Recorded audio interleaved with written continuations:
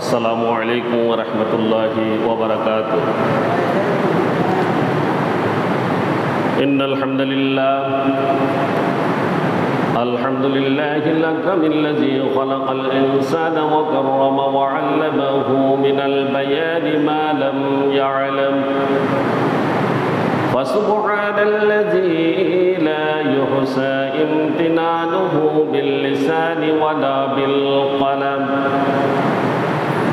ونشهد أن لا إله إلا الله وحده لا شريك له، ونشهد أن سيدنا وحبيبنا وشفيعنا ومولانا محمدا عبده ورسوله الذي أرسله بالحق بشيرا ونذيرا وداعيا إلى الله بإذنه وسراجا وقمرا منيرا. فقد قال الله تعالى في كلامه المجيد وفرقانه الحميد: أعوذ بالله من الشيطان الرجيم. بسم الله الرحمن الرحيم. ولكل أمة جعلنا منسكا ليذكروا اسم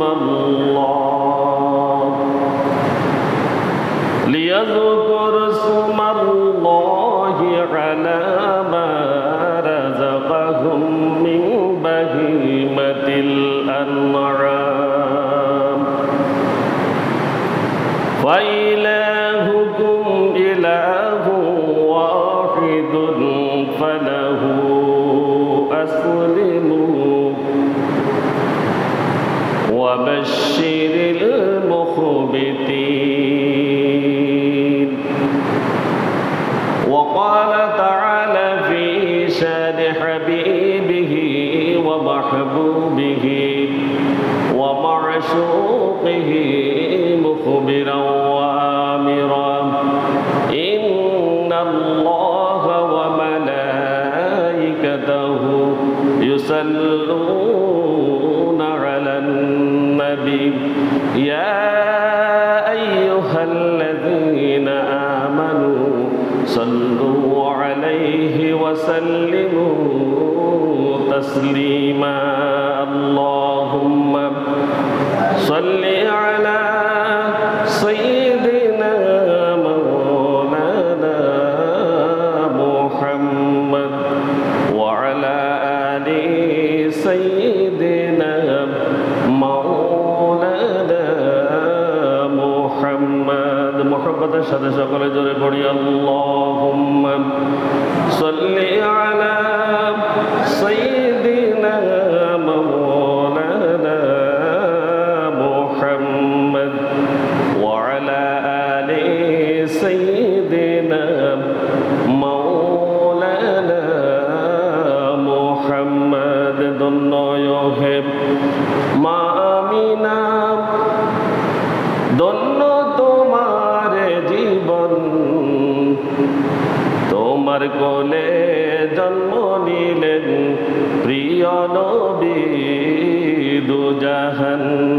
আল্লাহুম্মা সাল্লি আলা সাইয়্যিদিনা মাওলানা মুহাম্মদ ওয়া আলা আলি সাইয়্যিদিনা মাওলানা মুহাম্মদ। বালাগাল উলা বিকামালিহি কাশাফাদ দুজা বিজামালিহি হাসনাত জামিউ খাসালিহি সাল্লু আলাইহি ওয়া আলিহি।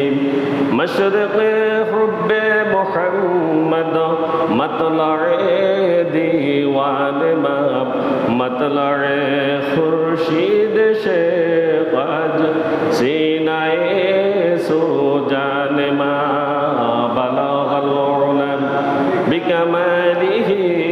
كشف الدجى بجماله حسنت جميع خصاله صلوا عليه وآله إن ارتايا ريح السباب يوما إلى أرض الحرم بلغ سلامي روزة فيها النبي المحترم بلغ العلا بكماله كشف الدجى بجماله حسنت جميع خصاله صلوا عليه وآله ঐতিহ্যবাহী মধ্যম সোনোয়া কেন্দ্রীয় জামে মসজিদে পবিত্র জুমার সালাত আদায় উপলক্ষে সমবেত সম্মানিত মুসল্লিয়ানে কেরাম, অত্র এলাকার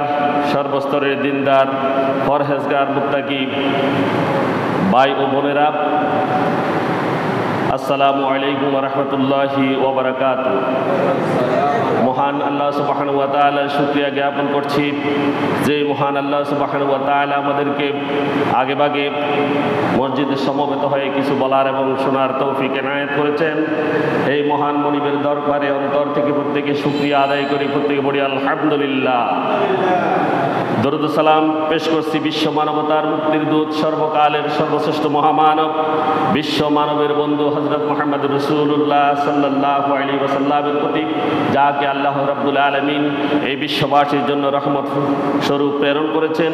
সেই রসুলের উপরে অন্তর থেকে দরুদ পড়ি, সকলে পড়ি সাল্লাল্লাহু আলাইহি ওয়াসাল্লাম। সম্মানিত হাজিরিন, আজ হচ্ছে 7 জিলহজ 1445 হিজরি, 21 জ্যৈষ্ঠ 1431 বঙ্গাব্দ, 14 জুন 2024 খ্রিস্টাব্দ। আজ ফেনীতে সূর্য উঠেছে 5টা 9 মিনিটে, দুপুর হয়েছে 11টা 50 মিনিটে, জোহর হয়েছে 11টা 56 মিনিট থেকে শুরু। আজকে সূর্যাস্ত যাবে 6টা 41 মিনিটে। সম্মানিত হাজিরিন, আমাদের সামনে ঈদুল আজহা বা কোরবানির ঈদ, কোরবানির ঈদ আসন্ন আগামী সোমবার ইনশাআল্লাহ অনুষ্ঠিত হবে। এই কোরবানি শব্দটি আরবি শব্দ। এই শব্দটির মূল শব্দ হচ্ছে কোরবান। এটার অর্থ হচ্ছে আল্লাহ সুবহানাহু ওয়া তাআলার নৈকট্য লাভ করা, তার সান্নিধ্য লাভ করা, তার জন্য কিছু উৎসর্গ করা, তার সান্নিধ্যে নিজের উৎসর্গীকৃত বস্তু পেশ করা। এটাই হচ্ছে কোরবানের অর্থ। ইসলামী শরীয়তের পরিভাষায় মহান আল্লাহ সুবহানাহু ওয়া তাআলার সান্নিধ্য ও সন্তুষ্টি লাভের উদ্দেশ্যে আল্লাহ তাআলার নামে নির্দিষ্ট তারিখে, নির্দিষ্ট নিয়মে, নির্দিষ্ট পশু জবে করাকে কোরবানি বলা হয়ে থাকে। সম্মানিত হাজিরিন, এই কোরবানি প্রত্যেক জাতির উম্মতের উপরেই কোরবানির বিধান ছিল।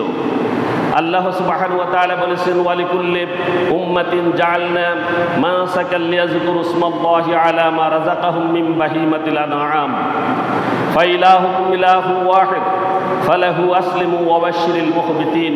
আল্লাহ সুবহানাহু ওয়া তাআলা বলেছেন, ওয়ালিকুল্লি উম্মাতিন জাআলনা মানসাকান, প্রত্যেক জাতির জন্য আমি কোরবানির নিয়ম করে দিয়েছি, প্রত্যেক জাতির জন্য। এই কোরবানি বিভিন্ন রকম ছিল, বিভিন্ন রকমের কোরবানি। আমরা পশু কোরবানি দিই, কেউ আবার ফসলের কোরবানিও দিত। বিভিন্ন রকম কোরবানি ছিল এক এক জাতির উপরে। লিয়াযকুরু ইসমাল্লাহি, যাতে মানুষ আল্লাহর নাম স্মরণ করতে পারে। কোরবানির উদ্দেশ্য কি? আল্লাহর নাম স্মরণ করা, আল্লাহর নাম যাতে স্মরণ করতে পারে, এজন্য আমি কোরবানির নিয়ম করে দিয়েছি।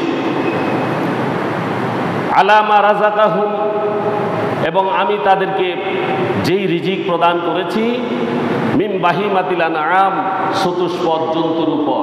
কিসের উপরে? চতুষ্পদ জন্তুর উপরে। ফাইলাহুকুম ইলাহু ওয়াহিদ, তোমাদের ইলাহ তো একজন। আমাদের ইলাহ কয়জন? একজন। আল্লাহ বলছেন তোমাদের ইলাহ তো একজন। তাহলে যে ব্যক্তি এক ইলাহকে মানবে তার উপরে কোরবানি ওয়াজিব। তার উপরে কোরবানি কি? ওয়াজিব।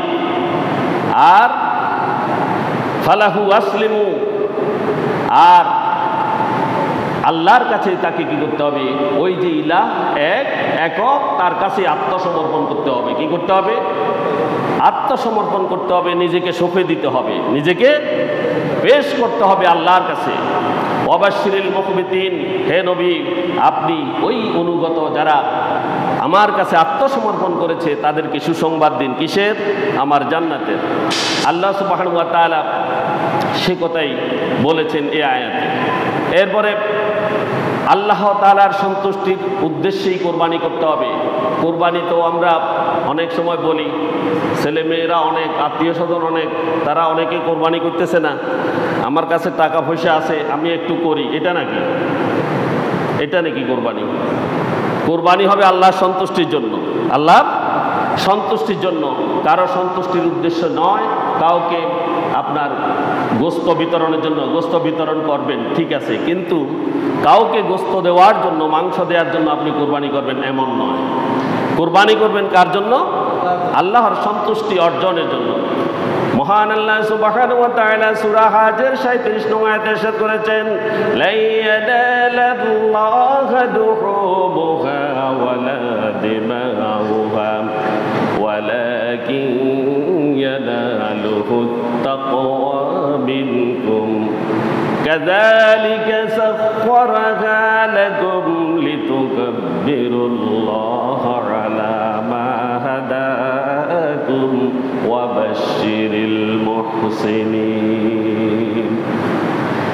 আল্লাহ সুবহানাহু ওয়া তাআলা বলছেন, লা ইয়ানালাল্লাহু লুহুমুহা ওয়ালা দিমাউহা, লা ইয়ানালাল্লাহু, আল্লাহর কাছে পৌঁছায় না, আল্লাহর কাছে পৌঁছায় না, লুহুমুহা ওয়ালা দিমাউহা, ওই কুরবানির পশুর রক্ত এবং মাংস, লুহুমুহা উহার মাংস, ওয়ালা দিমাউহা এবং উহার রক্ত। আল্লাহর কাছে রক্ত মাংস কিছু যায় কিনা? যায়নি। আল্লাহর কাছে পৌঁছায়? রক্ত যায়, মাংসগুলো আল্লাহর কাছে যায়? কিছুই যায় না, সবগুলো আপনার জন্যই থাকে, ঠিক কিনা? আমাদের জন্যই থেকে যায়, আল্লাহর কাছে এগুলো পৌঁছায় না। ওয়ালাকিন ইয়ানালুহুত তাকওয়া মিনকুম, শুধুমাত্র আল্লাহ সুবহানাহু ওয়া তাআলার কাছে পৌঁছায় তোমার অন্তরের তাকওয়া। কি অন্তরের তাকওয়া? তুমি আল্লাহকে কতটুকু ভয় করছো, আমি আল্লাহকে কতটুকু ভয় করছি। আল্লাহ বলছেন তোমরা কতটুকু আমাকে ভয় করছো, এটাই আমি তোমাদেরকে কি পরীক্ষা করছি, আমার কাছে এটাই পৌঁছায়। কোনটা? তাকওয়া ব্যতীত আর কিছুই পৌঁছায় না। কাযালিকা সাখখারাহা লাকুম, সুতরাং এভাবেই তিনি সেসবকে তোমাদের অধীন করে দিয়েছেন। লিতুকাব্বিরুল্লাহ আলা মা হাদাকুম, লিতুকাব্বিরুল্লাহ, যাতে তোমরা আল্লাহর তাকবীর ঘোষণা করতে পারো, তাকবীর পাঠ করতে পারো, আলা মা হাদাকুম, তিনি তোমাদেরকে হিদায়াত দান করেছেন। আল্লাহ সুবহানাহু ওয়া তাআলা তোমাদেরকে বলছেন, আমাদেরকে বলছেন তোমাদেরকে হিদায়াত দান করেছেন তিনি। সুতরাং তোমরা তার নামে তাসবিহ তাহলিল পাঠ করো, তাকবীর পাঠ করো। তাকবীরের কথা বলছেনি? বলছে তাকবীর, আল্লাহু আকবার, আল্লাহু আকবার, লা ইলাহা ইল্লাল্লাহু, আল্লাহু আকবার, আল্লাহু আকবার, ওয়ালিল্লাহিল হামদ। এই তাকবীর পাঠ করতে আমাদেরকে বলা হয়েছে। ওয়া বাশশিরিল মুহসিনিন, সুতরাং তুমি সৎকর্মশীলদেরকে সুসংবাদ দাও। কাকে বলছে? নবীকে। কাকে? আমাদের রাসূলকে বলছে যারা এই সৎ কর্ম প্রদর্শন করে, যারা সৎ কাজ করে, তাদেরকে সুসংবাদ দাও। কিসের সুসংবাদ? আল্লাহর পুরস্কারের সুসংবাদ। কিসের সুসংবাদ? আল্লাহর পুরস্কারের সুসংবাদ। এজন্য আমাদেরকে কি করতে হবে? কোরবানি করতে হবে। এই কোরবানি কার জন্য করবেন? নিজের সন্তুষ্টি, আত্মীয় স্বজনের সন্তুষ্টি, না আল্লাহর সন্তুষ্টির জন্য? মহান আল্লাহ সুবহানাহু ওয়া তাআলার সন্তুষ্টির জন্য। এই কোরবানিটা কোত্থেকে এসেছে? এটা ইব্রাহিম আলাইহিস সালামের সুন্নাহ, ঠিক কিনা? কার সুন্নাহ? হযরত ইব্রাহিম আলাইহিস সালামের সুন্নাহ। আল্লাহর নবী হযরত ইব্রাহিম আলাইহিস সালাতু ওয়াস সালাম যখন আল্লাহর ওহী প্রাপ্ত হয়েছিলেন, তখন সেখানে মূর্তি পূজারক ছাড়া আর কেউ ছিল না। আল্লাহ সুবহানাহু ওয়া তাআলা একে একে হযরত ইব্রাহিম আলাইহিস সালামকে কোন তাফসীরকারক বলেছেন 10টি পরীক্ষা করেছেন, কোন কোন তাফসীরকারক উল্লেখ করেছেন 30টি পরীক্ষা করেছেন, 30টি পরীক্ষা করেছেন। তার মধ্যে 3টি পরীক্ষা প্রধান। 3টি পরীক্ষা কি প্রধান? 1 নম্বর, হযরত ইব্রাহিম আলাইহিস সালাম প্রথম এই পৌত্তলিকদের কাছে আল্লাহর তাওহীদের বাণী নিয়ে এসেছিলেন, যেখানে এককভাবে তিনি পুরা পৌত্তলিকদের সাথে তাওহীদের সম্পূর্ণ কি চলেছিল, দুইটার মধ্যে দ্বন্দ্ব, সত্য এবং মিথ্যা, সত্য এবং মিথ্যার দ্বন্দ্ব। শুধু হযরত ইব্রাহিম আলাইহিস সালাম একা, হযরত ইব্রাহিম আলাইহিস সালাম একা ছিলেন। আর এভাবে তিনি, এটা তো বিশাল কাহিনী, সংক্ষেপে আমি এই কথা বলছি, তাদের সাথে তিনি চ্যালেঞ্জ করেছিলেন।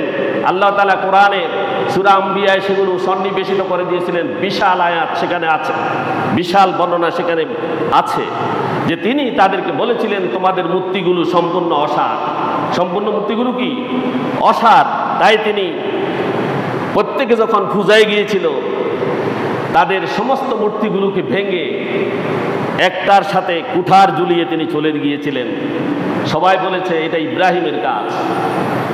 যখন ইব্রাহিম আলাইহিস সালামকে সেখান থেকে এসে জিজ্ঞাসা করা হয়েছিল আমাদের মূর্তিগুলো কে ভেঙেছে, বলে ওই তোমাদের বড় মূর্তিটিকে জিজ্ঞাসা করো যার গলায় কুঠার বাঁধা রয়েছে। সবাই গিয়ে বলে মূর্তি তো কথা বলতে পারে না। তাহলে এটা কিসের রব? এটা কিসের রব? কিসের ইবাদত তোমরা করছো? আমাদের রব কয়জন? ইলাহুকুম ইলাহু ওয়াহিদ, তোমাদের রব হচ্ছে একজন। তোমাদের রব কয়জন? একজন, তিনি হচ্ছেন আল্লাহ সুবহানাহু ওয়া তাআলা। সেই রবের ইবাদত তোমরা করবে। কোনো মতেই হযরত ইব্রাহিম আলাইহিস সালামকে যখন তারা ক্ষান্ত করতে পারেনি, অবশেষে তারা হযরত ইব্রাহিমকে মৃত্যুর ষড়যন্ত্র করেছিল এবং হযরত ইব্রাহিমকে আগুনের লিলিহান শিকার মধ্যে ফেলে দিয়েছে, অগ্নিকুণ্ডের মধ্যে ফেলে দিয়েছিল। এটা ছিল আল্লাহর পরীক্ষা, আল্লাহর পরীক্ষা। অগ্নিকুণ্ডে যখন তাকে পাঠিয়ে দেওয়া হচ্ছিল, তখন ইব্রাহিম আলাইহিস সালামকে জিবরাইল বললেন, হে ইব্রাহিম আপনি বলুন আমি আগুনকে কি ঠান্ডা করে দিই বা নিভিয়ে দিই? হযরত ইব্রাহিম বলছেন আমার আল্লাহ দেখছে না, তুমি কেন নিভাবে? সুবহানাল্লাহ। ইমানি পরীক্ষায় তিনি কত শক্ত মজবুত, ঠিক কিনা? এরপরে আগুনে ফেলে দিলেন। আল্লাহ তাআলা বললেন কুলনা ইয়া নারু কুনি বারদান ওয়া সালামান আলা ইব্রাহিম, হে আগুন তুমি ইব্রাহিমের জন্য শীতল এবং শান্তময় হয়ে যাও, শান্তিময় হয়ে যাও। আগুনটা সেরকম শান্তিময় হয়ে গিয়েছিল। এই কুরবানির মধ্যে 3 জন ব্যক্তি হযরত ইব্রাহিমের জীবনের সাথে জড়িত। কয়জন? 3 জন। একজন ছিলেন হযরত ইব্রাহিম আলাইহিস সালামের স্ত্রী বিবি হাজেরা, দ্বিতীয় ছিলেন হযরত ইসমাইল এবং প্রথম তো ছিলেন হযরত ইব্রাহিম। এই 3 জন তার পরিবারের সদস্য জড়িত। ঠিক কুরবানির সাথে আমাদের পরিবারের সকল সদস্যকে তাদেরকে অনুসরণ করতে হবে, হবে কিনা? কুরবানির ক্ষেত্রে সবাই পরিবারের যত সদস্য আছে এই 3 জনকে অনুসরণ করতে হবে কিনা? হবে না? এই 3 জনকে অনুসরণ করতে হবে। প্রত্যেকে তাকওয়াবান হওয়া উচিত, তাকওয়াবান হতে হবে প্রত্যেককে। হযরত ইব্রাহিম আলাইহিস সালামের এমন কঠিন পরীক্ষার পরে আগুন থেকে যখন তিনি বের হলেন, অতঃপর তিনি সেখান থেকে আল্লাহর এরপর বড় পরীক্ষা তার উপরে আসলো। তার দ্বিতীয় পরীক্ষা হচ্ছে যে তুমি তোমার স্ত্রী এবং সন্তানকে, এই দুধের শিশুকে, যখন হযরত ইব্রাহিম আলাইহিস সালামের সন্তান হওয়ার কোনো সম্ভাবনা ছিল না, 86 বছরে তিনি উপনীত হয়ে গিয়েছিলেন। কত বছর? 86 বছর। তার সন্তান হওয়ার কোনো সম্ভাবনা নেই। সে সময় আল্লাহর কাছে দোয়া করলেন, রব্বি হাবলি মিনাস সালিহিন, হে আল্লাহ আমাকে এক সৎ পুত্র সন্তান দান করুন। এই দোয়ার উদ্দেশ্য ছিল যে আমি ইব্রাহিমের পরে যেন তিনি নবী হয়ে এই মানব জাতিকে হিদায়াতের দাওয়াত দিতে পারেন। সুবহানাল্লাহ। এটা উদ্দেশ্য ছিল, এটাই। এই সন্তান আল্লাহ তাআলা দান করলেন। দান করে দেওয়ার পরে আল্লাহ তাআলার হুকুম হয়েছে যে তোমার সন্তান এবং বিবি 2 জনকে কোথায়? মরুভূমিতে রেখে তুমি সিরিয়াতে হিজরত করো। কত বড় পরীক্ষা! একে তিনি তৌহিদের পক্ষে এবং পৌত্তলিকদের বিরুদ্ধে তার অবস্থান। আবার ৮৬ বছর বৃদ্ধ বয়সে সন্তান দিয়ে এই সন্তান এবং বিবিকে নির্বাসনে দেওয়ার জন্য আল্লাহর হুকুম এবং সিরিয়াতে চলে যাওয়ার জন্য তাকে বললেন। আর হযরত ইব্রাহিম আলাইহিস সালাতু ওয়াস সালাম তার বিবি এবং সন্তানকে নিয়ে ছুটলেন সেই মরুভূমির দিকে, সাফা এবং মারওয়ার ওখানে। যখন ছুটলেন তার বিবি বললেন, হে আমার স্বামী,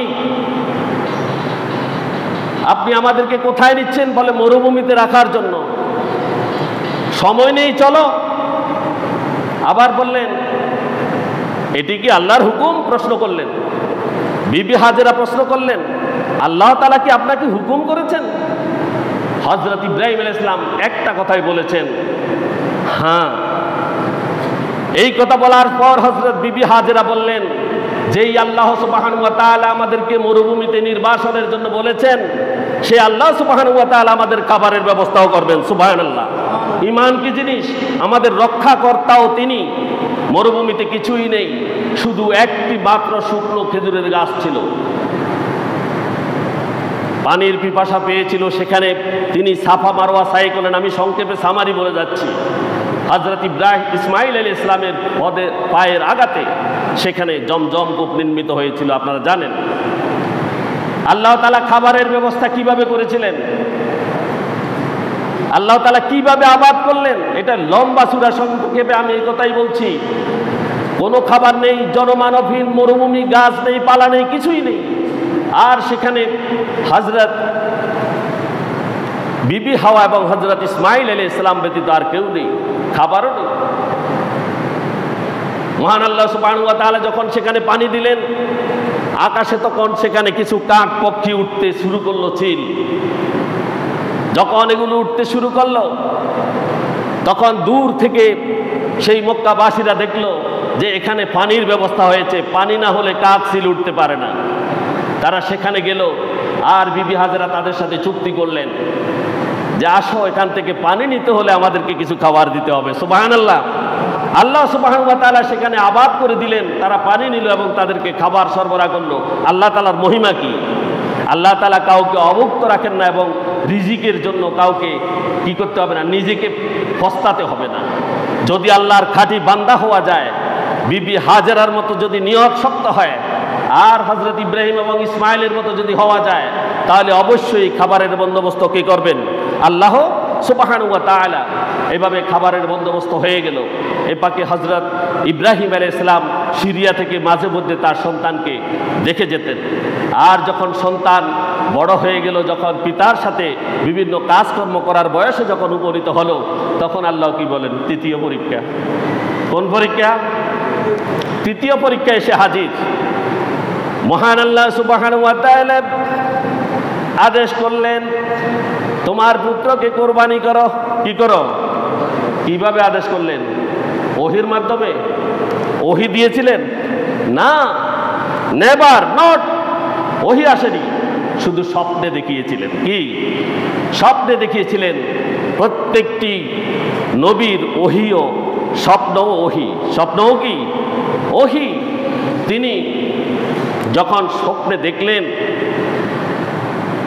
তখন তার সন্তানকে তিনি বললেন তার স্বপ্নের কথা। মহান আল্লাহ সুবহানাহু ওয়া তাআলা সূরা সাফফাতের 110 থেকে 100 নং আয়াত থেকে 107 নং আয়াত পর্যন্ত হযরত ইব্রাহিম আলাইহিস সালামের এই কুরবানির বিষয় উল্লেখ করেছেন। সিরিয়া থেকে যখন হযরত ইব্রাহিম আলাইহিস সালাম তার সন্তান এবং বিবিকে দেখে যেতেন, মাঝে মধ্যে এসে এই অসহায় অবস্থায় হযরত ইসমাইল আলাইহিস সালাম বড় হয়েছিলেন এবং পিতার সম্পূর্ণ স্নেহ ভালোবাসা থেকে হযরত ইসমাইল আলাইহিস সালাম বঞ্চিত ছিলেন। এমত অবস্থায় আল্লাহর পক্ষ থেকে নির্দেশ এলো, হে ইব্রাহিম, তুমি তোমার ছেলেকে নিজ হাতে জবে করে দাও।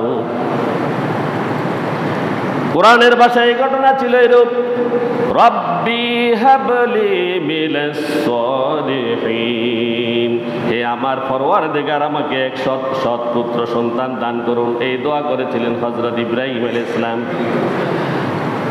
এরপরে আল্লাহ তাআলা বলছেন ফাবাশশারনাহু বিগুলামিন হালিম।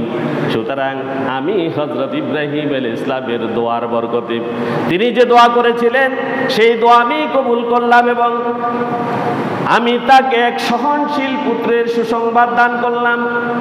হযরত ইব্রাহিম আলাইহিস ইসলাম এর সন্তান যদি সৎ সন্তান না হয় আর যদি সহনশীল সন্তান না হয় তাকে কি সহজে কোরবানির জন্য রাজি করানো যাবে কিনা? যাবে নি? যেত? আল্লাহ তাআলা সে কথা বলছেন ফাবাশশারনাহু বিগুলামিন হালিম। আমি তাকে এক সহনশীল পুত্রের সুসংবাদ দান করলাম। এরপরে হযরত ইব্রাহিম আলাইহিস সালাম কে উদ্দেশ্য করে আল্লাহ তাআলা সে কথাই কোরআনে উল্লেখ করেছেন। আল্লাহ বলেছেন ফালাম্মা বালাগা মা'হুস সা'য়া ক্বালা ইয়া বুনাইয়া ইন্নী আরা ফিল মানাম আন্নী আযবাহুকা ফানজুর মাযা তারা। হযরত ইব্রাহিম আলাইহিস সালাম যখন হযরত ইসমাঈলকে কুরবানি করার স্বপ্ন দেখলেন, পরের দিন তিনি 100টি দুম্বা জবাই করেছিলেন। কতটি? 100টি দুম্বা জবাই করেছিলেন। আল্লাহ সুবহানাহু ওয়া তাআলা পরের দিন আবার যখন স্বপ্নে দেখালেন তোমার প্রিয় বস্তু কুরবানি করো, তখন তিনি পরের দিন 100টি উট জবাই করেছিলেন। কতটি?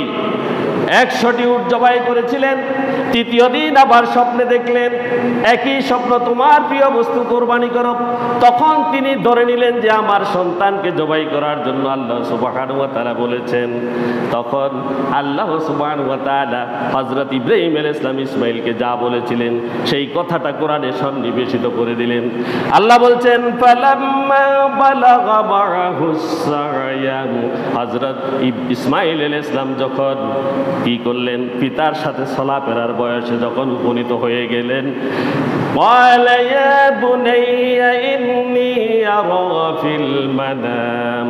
ক্বালা হযরত ইব্রাহিম আলাইহিস সালাম বললেন ইয়া বুনাইয়া, হে আমার প্রিয় পুত্র, ইন্নী নিশ্চয় আমি আরা দেখেছি, ফিল মানামে স্বপ্নের মধ্যে, আমি স্বপ্নের মধ্যে দেখেছি, আন্নী আযবাহুকা ফানজুর মাযা তারাম, আন্নী আযবাহুকা আমি তোমাকে জবাই করছি, ফানজুর মাযা তারাম এখন আমি তোমার কাছে জানতে চাচ্ছি এই বিষয়ে তোমার অভিমত কি? এ বিষয়ে তোমার অভিমত কি আমি তোমার কাছে জানতে চাই। হযরত ইসমাঈল আলাইহিস সালাম যেই উত্তর দিয়েছিলেন সে কথা আল্লাহ বলছেন। হযরত ইসমাঈল আলাইহিস সালাম বললেন قال يا أبت افعل ما تؤمر ستجدني إن شاء الله من الصابرين। হযরত ইসমাঈল আলাইহিস সালাম বলেন ইয়া আবাতি, হে আমার আব্বা, ইফআল মা তু'মার, আপনি আল্লাহর পক্ষ থেকে যাহা আদিষ্ট হয়েছেন তা আপনি করে ফেলুন। সাতাজিদুনি ইনশাআল্লাহু মিনাস সাবিরিন। মহান আল্লাহ যদি চাহে আমি ইসমাঈল আপনাকে বলছি আপনি আমাকে সবরকারীদের মধ্যে পাবেন। সুবহানাল্লাহ। রাজি হয়ে গিয়েছে সন্তান, কি রাজি হয়ে গেছে। কারণ কি? কারণ আল্লাহ তাআলা বলছেন তাকে আমি এক সহনশীল পুত্রের কি করলাম? সুসংবাদ দিলাম। আর হযরত ইসমাঈল আলাইহিস সালামের জন্য দোয়া করেছিলেন হযরত ইব্রাহিম আলাইহিস সালাম, আমি একটি সৎ পুত্র সন্তান চাই। সৎ পুত্র এবং সহনশীল পুত্র আল্লাহ দিয়েছেন। তাই হযরত ইসমাঈল আলাইহিস সালাম বললেন আমাকে আপনি ধৈর্যশীলদের সাথেই পাবেন, ধৈর্যশীলদের সাথেই পেয়ে যাবেন। এরপরে পিতা পুত্র উভয়ে যখন রাজি হয়ে গেল মহান আল্লাহ সুবহানাহু ওয়া তাআলার আনুগত্য প্রকাশ করার জন্য, আল্লাহ সেই কথা কোরআনে বলছেন ফালাম্মা আসলামা ওয়া তাল্লাহু লিল জাবিন। যখন পিতা পুত্র উভয়ে আনুগত্য প্রকাশ করলো এবং ইব্রাহিম আলাইহিস সালাম যখন তাকে উফুট করে শায়িত করলেন, এখানেই তো বিশাল কথা। হযরতে ইব্রাহিম আলাইহিস সালাম তার সন্তানকে জবাই করার জন্য যখন উপুট করলেন আর পুত্রকে যখন জবাই করবেন, পুত্র জবে হতে যখন সম্মতি প্রকাশ করলেন, এ ব্যাপারে তাফসীরে মারিফুল কুরআনের মধ্যে লেখা হয়েছে, ইতিহাস ও তাফসীর ভিত্তিক কোন রওয়ায়াতে জানা যায় যে যখনই তাদের হযরত ইসমাঈলকে জবাই করার জন্য নিয়ে যাওয়া হচ্ছিল, 3 জায়গাতে শয়তান প্রতিবন্ধকতা সৃষ্টি করেছিল। প্রথমে শয়তান পিছন দিক থেকে গিয়েছিল, আবার 3 বার 3 জায়গায় গিয়ে বাধা দিয়েছিল। হযরত ইসমাঈলকে কানে কানে প্ররোচনা দিচ্ছিল, তোমার পিতা তোমাকে জবাই করার জন্য নিয়ে যাচ্ছে, কিন্তু হযরত ইসমাঈল আলাইহিস সালাম তা শুনলেন না এবং হযরত ইব্রাহিম আলাইহিস সালাম তাকে 3 জায়গাতে 7টি করে কঙ্কর নিক্ষেপ করেছিলেন। এটাকে আমরা এখন জমরা বলি। হাজিরা ওখানে যায়, জমরায়ে আকাবা, জমরায়ে উস্তা, এই যে জমরাগুলো আছে সেই জমরাগুলো সেখানে আছে, 7টা করেই তিনি কঙ্কর নিক্ষেপ করেছিলেন। অতঃপর যখন সেটা হচ্ছে বর্তমানে মিনাতে স্মৃতি, হযরত ইব্রাহিম আলাইহিস সালামের শয়তানকে কঙ্কর মারার স্মৃতি। অবশেষে পিতা পুত্র উভয়ে যখন এই অভিনব ইবাদত উদযাপন করার উদ্দেশ্যে কুরবানির স্থলে মিনায় পৌঁছলেন, তখন ইসমাঈল আলাইহিস সালাম তার পিতাকে বললেন, হে আমার পিতা, আমাকে খুব শক্ত করে বেঁধে দিন, আমাকে খুব শক্ত করে বেঁধে দিন, যাতে আমি বেশি চটপট করতে না পারি। বলবেনই এখন সন্তানেরা এমন বলবেন, কি অনুগত তারা, আল্লাহর প্রতি নিজেকে কেমন ভাবে তারা সুপর্দ করেছেন। জামার পরিধেয় বস্ত্র আপনি খুলে ফেলুন, এটি আপনি কাফনের কাপড় হিসেবে ব্যবহার করতে পারবেন, আর আমার জামার মধ্যে যেন, আমার জামা যদি চাহেন আপনি আমার মাকেও দিয়ে দিতে পারেন, আমার জামা দেখে আমার মা সন্তুষ্ট হয়ে যেতে পারে, আমার শোক আমার মা বলতে পারে। আর আপনি আমার জামার মধ্যে কোন রকম দাগ লাগাবেন না, রক্তের দাগ দেখলে আমার মা দুঃখ পেতে পারে। পিতাকে কথাগুলো বললেন সন্তান। হযরত ইব্রাহিম আলাইহিস সালাম তার চোখ দিয়ে ঝরঝর করে অশ্রু পড়ছিল, পানি পড়ছিল। এরপরে তিনি সন্তানের চোখকে তার জামা দিয়ে বাঁধলেন। বাঁধার পর তিনি ছুরি চালাতে লাগলেন। তিনি ছুরি যখন চালাচ্ছিলেন, বিভিন্ন তাফসীর কারক সেখানে বলেছেন, মহান আল্লাহ সুবহানাহু ওয়া তাআলা মাঝখান দিয়ে একটি তামার পাত দিয়ে দিয়েছিলেন। সুবহানাল্লাহ। ছুরিটি ছিল অত্যন্ত ধারালো, কিন্তু হযরত ইব্রাহিম আলাইহিস সালাম সেটাকে চালাতে পারছিলেন না। সেটা তিনি যতই শক্তি প্রয়োগ করছিলেন, ছুরি নিচ দিকে যাচ্ছিল না। আল্লাহ তাআলার আরশের মধ্যে এক মহা খেলা শুরু হয়ে গেল। সমস্ত ফেরেশতাকুল বেকুল হয়ে ছুটাছুটি করতে লাগলো এবং আল্লাহর কাছে আরাধনা করতে লাগলো, হে আল্লাহ, আপনি কি খেলার অবতারণা করেছেন, যাকে বৃদ্ধ বয়সে একটি সন্তান দিয়েছেন, আর সেই সন্তানকে জবাই করার জন্য আপনি কি খেলা সৃষ্টি করলেন। সেই ফেরেশতারাও তাদের জন্য দোয়া করতে লাগলেন। ফেরেশতাদের দোয়া আল্লাহ সুবহানাহু ওয়া তাআলা কবুল করলেন। হযরত ইব্রাহিম আলাইহিস সালাম যখন চেষ্টা করলেন, তিনি কোনো মতে ছুরি নিচের দিকে নিতে পারছিলেন না। রাগত অবস্থায় তিনি ছুরিকে বোতা মনে করে সামনের দিকে নিক্ষেপ করলেন। নিক্ষেপ করার পর একটি শক্ত পাথরের মধ্যে ওই ছুরিটি পড়ে পাথরটি ফেটে কেটে চূর্ণ বিচূর্ণ হয়ে যায়। সুবহানাল্লাহ। হযরত ইব্রাহিম দেখলেন যে ছুরি তো ঠিক আছে, কিন্তু আমার ছুরি নিচের দিকে যায় না কেন। হযরত ইসমাঈল আলাইহিস সালাম বললেন, হে পিতা, আমার চেহারা উপরের দিকে, আপনি আপনার চোখ দিয়ে আমাকে দেখছেন, সুতরাং আপনি আপনার চক্ষু বেঁধে নিন এবং আমাকে কাত করে শুয়ে দিন। হযরত ইব্রাহিম আলাইহিস সালাম তাই করলেন। বারবার তিনি চেষ্টা করলেন নিচের দিকে ছুরিকে নেওয়ার জন্য, কিন্তু ছুরি তো আবারও যায় না। এরপরে তিনি হতাশ হয়ে পিছনের দিকে যখন তাকালেন, আল্লাহ সুবহানাহু ওয়া তাআলা সেই ইব্রাহিম আলাইহিস সালামের কাছে একটি দুম্বা পাঠিয়ে দিলেন জবাই করার জন্য, লম্বা শিং বিশিষ্ট এবং যেটা দেখতে চমৎকার এমন একটি দুম্বা। পিছনে তিনি দেখলেন আল্লাহর ফেরেশতা হযরত ইসমাঈলকে সরিয়ে ওই দুম্বাটি সেখানে শায়িত করে দিলেন। আর যখনই দুম্বার উপরে তিনি চাপ দিলেন, আর সাথে সাথে দুম্বাটি জবাই হয়ে গেল। সুবহানাল্লাহ। আল্লাহ সুবহানাহু ওয়া তাআলা হযরত ইব্রাহিম আলাইহিস সালামের কুরবানি কবুল করে নিলেন। আল্লাহ বলছেন, এখানে বলছেন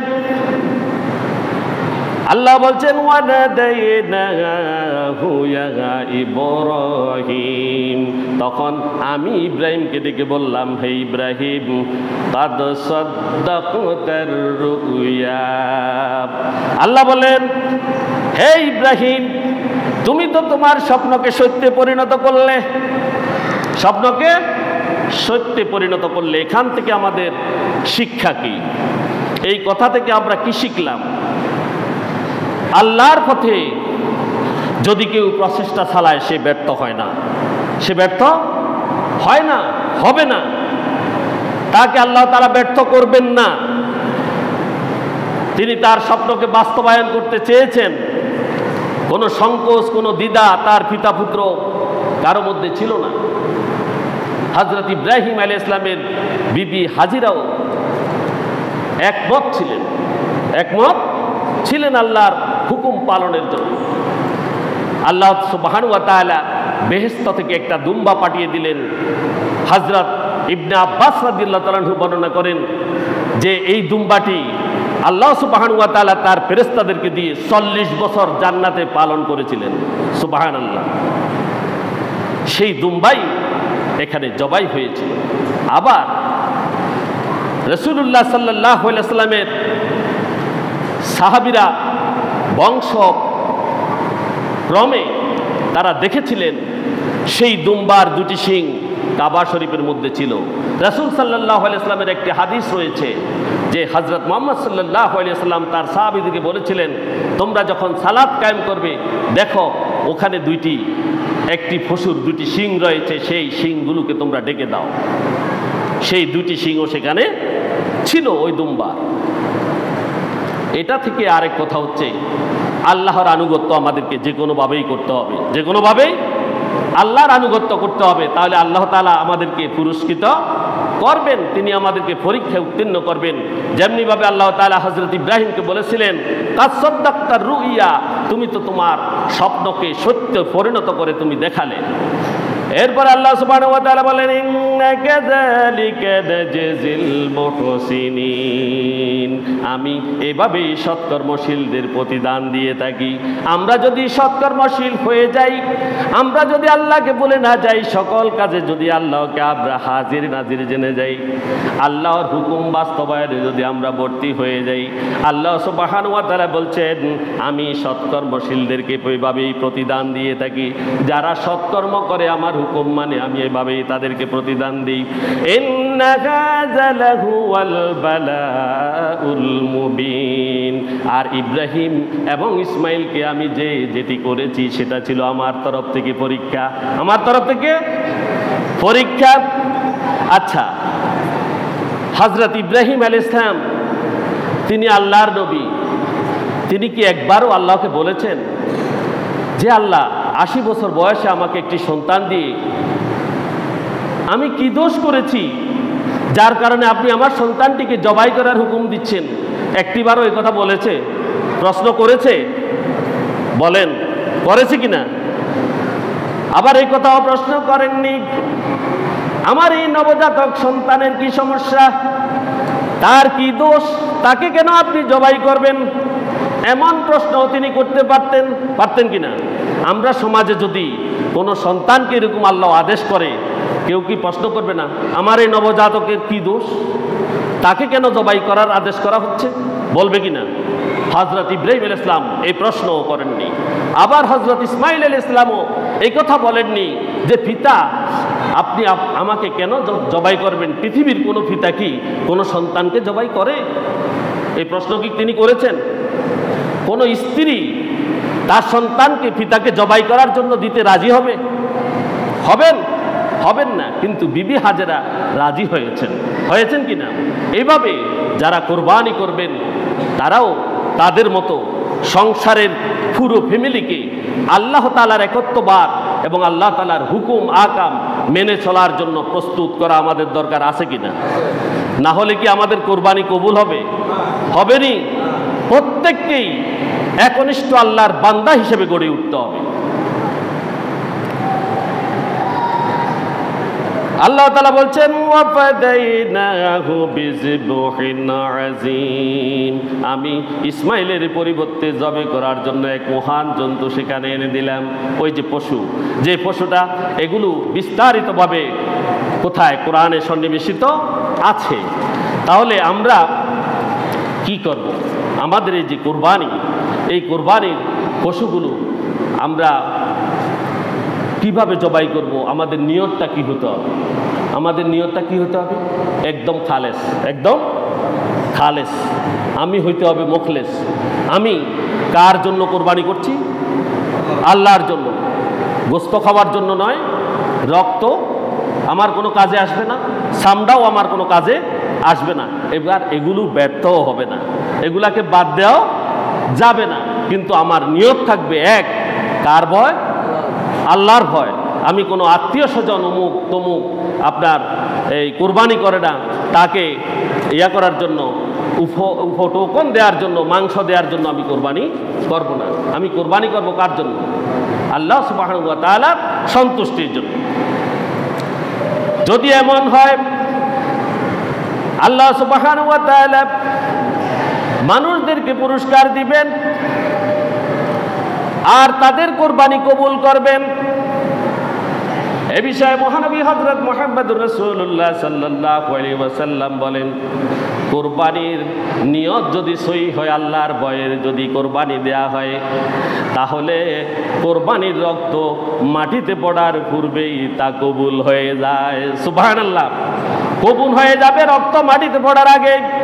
عن عائشة رضي الله تعالى عنها قالت أن النبي صلى الله عليه وسلم قال ما عمل ابن آدم يوم النحر عملا أحب إلى الله عز وجل من هراقة دم وإنه ليأتي يوم القيامة بقولها وأزلافها وشعارها وأن الدم ليقع من الله عز وجل بمكان قبل أن يقع على الأرض فتيبوا بها نفسا। হযরত আয়েশা রাদিয়াল্লাহু তাআলা আনহা থেকে বর্ণিত, তিনি বলেন রাসূলুল্লাহ সাল্লাল্লাহু আলাইহি ওয়াসাল্লাম ইরশাদ করেছেন, কোরবানির দিন আদম সন্তান এমন কোন নেক আমল করতে পারে না যা আল্লাহর নিকট কোরবানি অপেক্ষা অত্যন্ত প্রিয়, আল্লাহর কাছে পছন্দনীয় আর কোনো আমল নেই কোরবানি ব্যতীত। কিয়ামতের দিন কোরবানির পশুগুলো তাদের শিং, খুর এবং পশম সহ উপস্থিত হবে। এই জন্য বলা হয়েছে পশমওয়ালা ভালো পশমওয়ালা, ভালো খুরওয়ালা, ভালো শিংওয়ালা গরু কেনার জন্য। কারণ ওই গরুগুলো, ওই পশুগুলো শিং, খুর ও পশম সহ কাল ময়দানে মাহশরে উপস্থিত হয়ে যাবে। সেখানে সুবহানাল্লাহ, কোরবানির পশুর রক্ত মাটিতে পড়ার পূর্বেই কোরবানি আল্লাহর নিকট সম্মানের স্থানে পৌঁছে যায়, অর্থাৎ কবুল হয়ে যায়। অতএব তোমরা খুশির সাথে কোরবানি করো। কে বলছেন? রাসূলুল্লাহ সাল্লাল্লাহু আলাইহি ওয়াসাল্লাম। হাদিসটি তিরমিজি শরীফ, ইবনে মাজাহ, মিশকাত এবং অনেক হাদিস শরীফে উল্লেখ রয়েছে। প্রত্যেক সামর্থ্যবান ব্যক্তির উপরে রাসূল সাল্লাল্লাহু আলাইহি ওয়াসাল্লাম বলেছেন প্রতি বছরে একবার কোরবানি করা ওয়াজিব।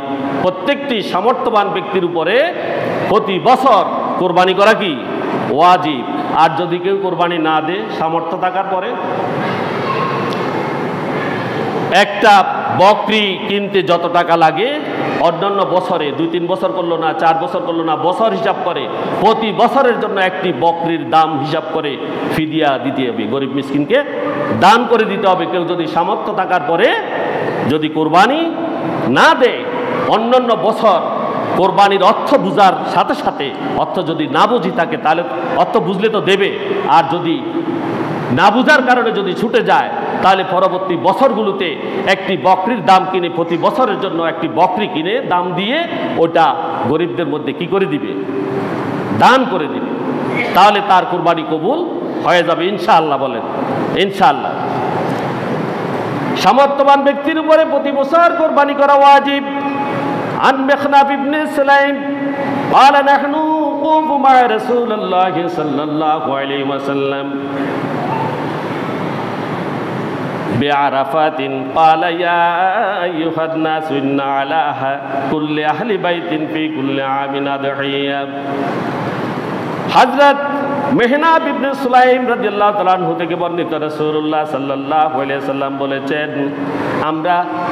তিনি বলেছেন রাসূল সাল্লাল্লাহু আলাইহি ওয়াসাল্লামের সাথে আমরা আরাফায় বসা ছিলাম, আমরা আরাফাতে বসা ছিলাম, অবস্থান করছিলাম।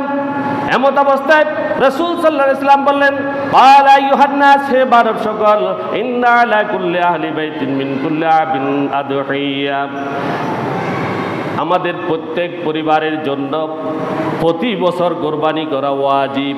প্রতি বছর কোরবানি করা কি ওয়াজিব। আর যদি কোরবানি না করেন, যেটা আমি আগেই বলে ফেলেছি, কারো কাছ থেকে যদি অতীতে কোনো কোরবানি ছুটে যায়, তিনি একটি ছাগলের মূল্য নির্ধারণ করে তিনি ওই বছরের জন্য সেটা তিনি ফিদিয়া দিয়ে দিবেন, গরিব মিসকিনকে দিয়ে দিবেন, দান করে দিবেন।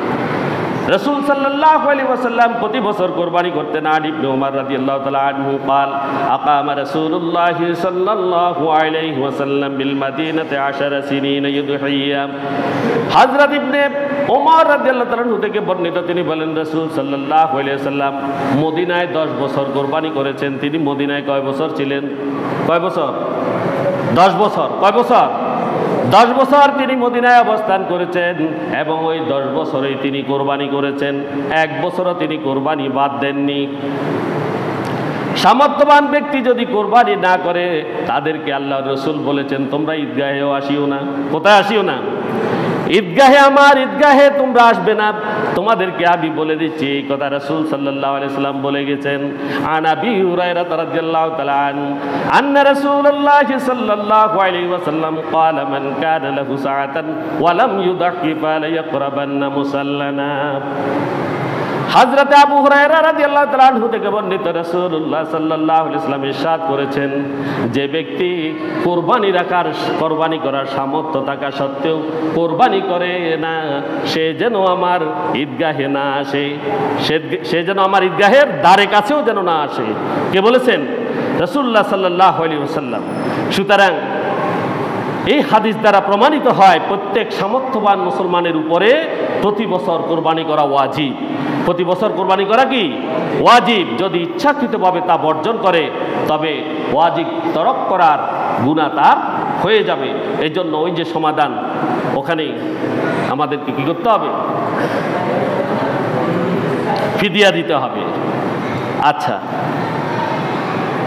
4 প্রকার জন্তুর কোরবানি বৈধ নয়। আমি সঙ্গে বলে দিচ্ছি, আমার সময় কোরআন দিয়ে চলে গেছে জানি না। 1 নম্বর হচ্ছে অন্ধ পশু যার অন্ধত্ব সুস্পষ্ট। অন্ধ পশু যার অন্ধত্ব সুস্পষ্ট, আমি গত জুমায় বলেছি। রুগ্ন পশু যার রুগ্নতা প্রকট। খোড়া পশু যার পঙ্গুত্ব সুস্পষ্ট। কৃষকায় পশু, দুর্বল পশু যা জবাইয়ের স্থানে হেঁটে যেতে পারে না এবং যার হাড্ডি মজ্জা শুকিয়ে গেছে, হাড্ডি মজ্জা শুকিয়ে গেছে, এমন পশু কোরবানি করা যাবে না। অনেক থাকলেও আমি কিছু মাসালা সংক্ষেপে বলেই শেষ করছি। যেটা আমরা বলেছিলাম, যে একটা কথা বলে দিই, আমরা জিলহজের 9 তারিখ ফজর থেকে 13ই জিলহজ আসর পর্যন্ত আমরা কি করব? প্রতিটি ফরজ নামাজের পরে কি তাকবীরে তাশরিক আমরা দেব। এটা এককভাবে হোক বা জামাতে হোক, তাকবীরে তাশরিক দিতে হবে। এরপরে জিলহজের 11 তারিখ থেকে 12 তারিখ সব সময় কোরবানি করা যাবে।